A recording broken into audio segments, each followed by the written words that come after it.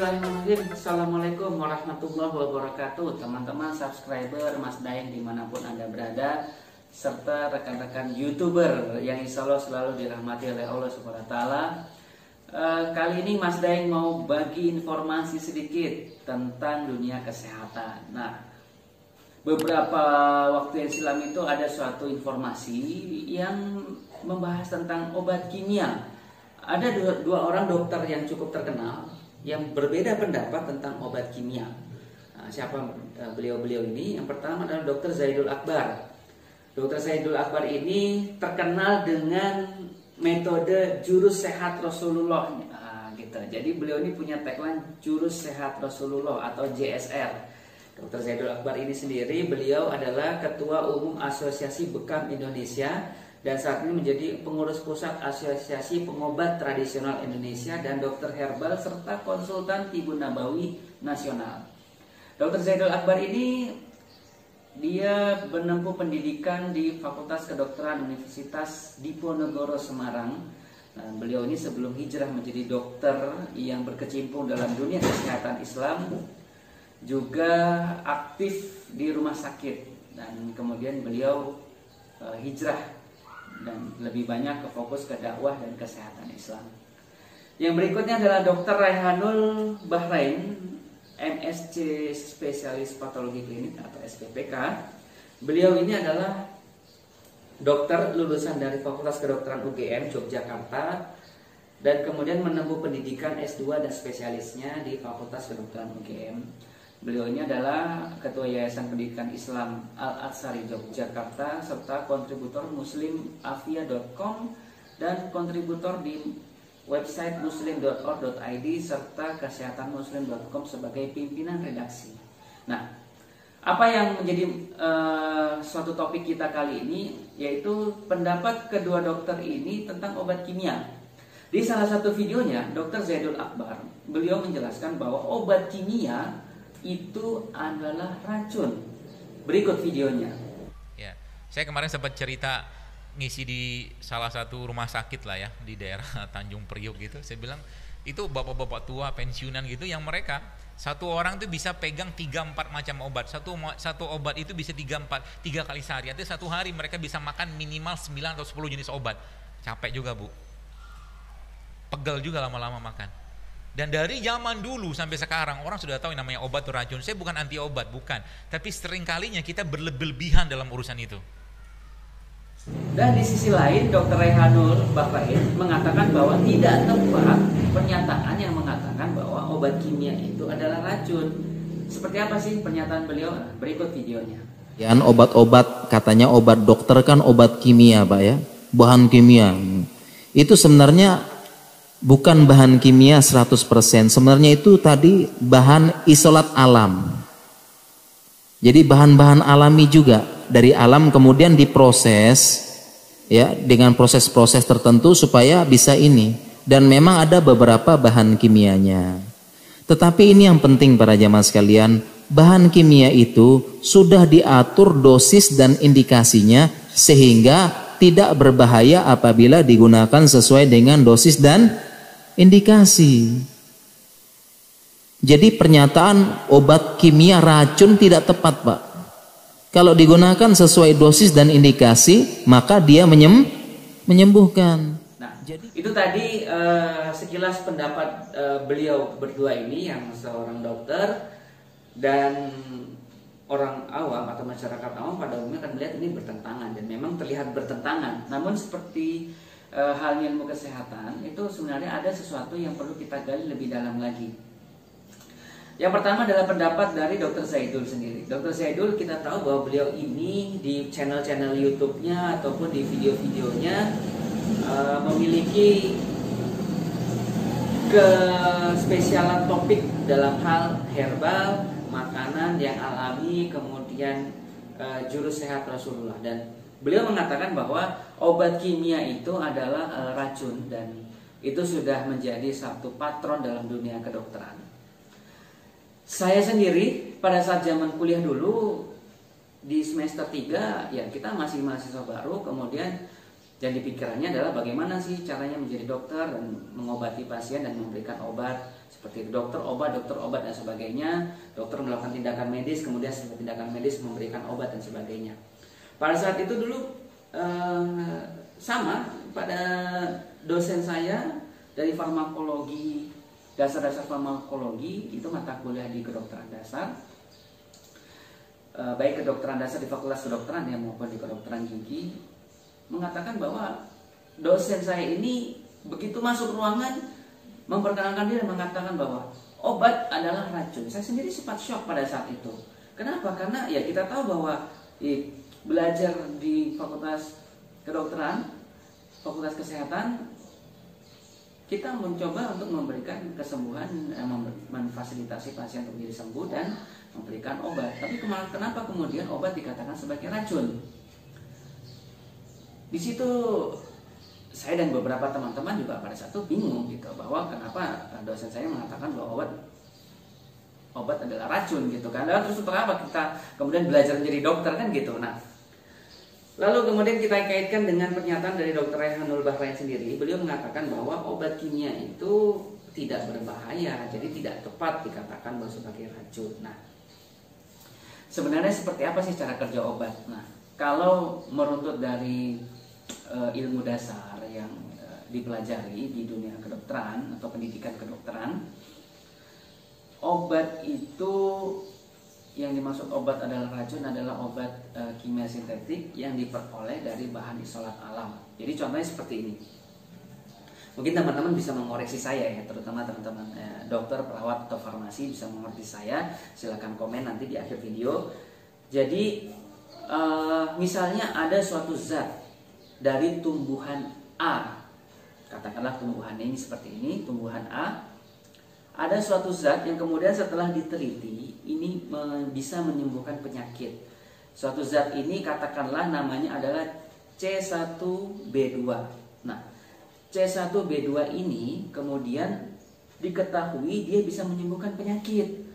Oleh karena kita ingin zat ini digunakan secara massal dalam dunia pengobatan, maka kemudian obat kimia dari tumbuhan ini diambil atau diisolat, ditarik dari tumbuhannya, atau bisa juga dengan diekstrak, kemudian dicampurkan dengan zat tertentu supaya reaksinya cepat, dicampurkan dan bisa menyembuhkan penyakit. Nah, dia obatnya itu spesifik terhadap penyakit tertentu. Sehingga misalnya zat C1B2 ini ditarik dari tumbuhan tadi, kemudian diisolasi, kemudian dicampurkan, dipisahkan dengan pelarut dan sebagainya, dan jadilah sediaan obat. Maka obat ini bisa menyembuhkan penyakit. Nah, seperti itu kira-kira penjelasan dari Dr. Raihanul Bahrain, bahwa mengatakan bahwa obat kimia itu tidak berbahaya selama digunakan dengan dosis yang tepat. Lalu dari sudut pandang Dr. Zaidul Akbar sendiri mengatakan bahwa cara kerja obat, misalnya dari tumbuhan C1B2 ini, zat yang di dalam tumbuhan itu ya dimakan atau dikonsumsi seutuhnya, karena dia akan bersinergi dengan zat-zat yang lain, lalu dia bisa menyembuhkan penyakit. Nah, ini adalah dua sudut pandangan yang berbeda. Nah, yang saya pahami bahwa obat adalah racun dan setiap obat ada efek sampingnya. Kalau ada obat yang mengatakan bahwa tidak ada efek sampingnya, maka itu adalah bukan obat, atau bisa dikatakan itu ya bisa jadi hanya klaim-klaim sepihak saja. Nah, mengacu pada dua pendapat tadi Dr. Zaidul yang kembali ke alam, yang konsepnya adalah semua bahan yang ada dalam tumbuhan itu harusnya bersinergi dan bisa menyembuhkan penyakit. Walaupun reaksinya tidak secepat obat kimia sintetik, namun itu lebih aman karena tidak ada bahan pengawetnya atau bahan pencampurnya, sehingga menyebabkan efek samping. Sementara kalau Dr. Raihanul Bahrain sendiri mengatakan bahwa obat kimia itu sudah diatur sedemikian rupa dosisnya sehingga tidak berbahaya apabila dikonsumsi secara tepat. Nah, bagaimana sih kita menyikapinya? Nah, kalau menurut saya, mau metodologinya Dr. Zaidul Akbar ataupun Dr. Raihanul Bahrain, Intinya adalah sama-sama untuk kemaslahatan dan sama baiknya. Tergantung bagaimana kita menyikapinya.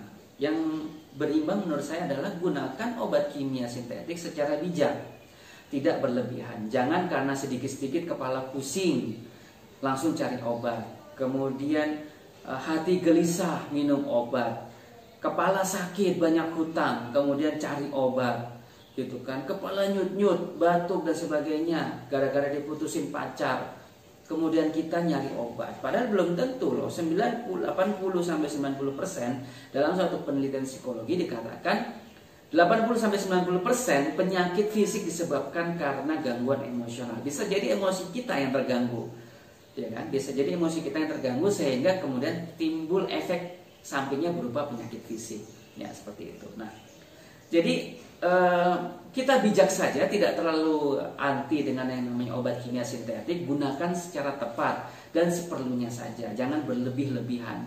Jangan sampai seumur hidup kita mengkonsumsi obat kimia sintetik. Itu juga tidak baik karena efek sampingnya kepada organ tubuh kita.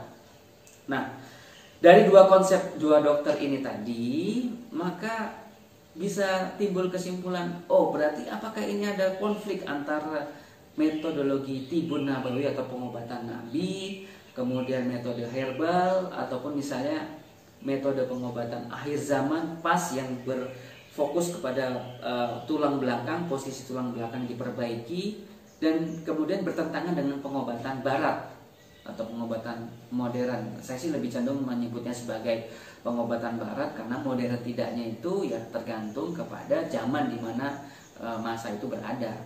Dulu di zaman kejayaan kekhilafahan itu justru disitulah pengobatan modern, sampai kemudian ada Bapak Ibnu Sina sebagai ahli agama, ahli filsafat, juga ahli kedokteran seperti itu. Nah, bagaimana cara menyikapinya? Ya, kalau menurut saya jangan dihadap-hadapkan atau dibuat bertentangan antara obat-obatan barat dengan pengobatan yang tadi tipu nabawi, herbal, pas dan sebagainya, atau ya sederhananya saya sebut sebagai pengobatan timur, ada akupuntur dan lain-lain. Kenapa?